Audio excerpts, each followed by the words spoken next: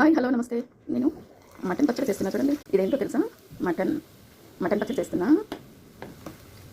ఇలా ఆయిల్లో వేసుకొని తగినంత అల్లం వేసుకోవాలి. అల్లం వేసి ఇలా బాగా అల్లం వేగే వరకు వేయించుకోవాలి. సరిపడా కారం, టేస్ట్కి తగ్గట్టు సాల్ట్ ఇది వేసుకొని కలుపుకోవడమే. ఇది నేను తయారు చేసి పెట్టుకున్న మసాలా పౌడరు. జీలకర్ర ధనియాలు మసాలాలు అన్నీ కలిపి నూరు పెట్టుకున్నా. 1 టీ స్పూన్ వేస్తున్నా. అంతే, స్టవ్ ఆఫ్ చేసుకోవడం. ఇందులో వెనిగర్ కానీ హాఫ్ నిమ్మ చుక్క కానీ పిండుకోవాలి టేస్ట్ కోసము. టేస్టీ మటన్ పచ్చడి.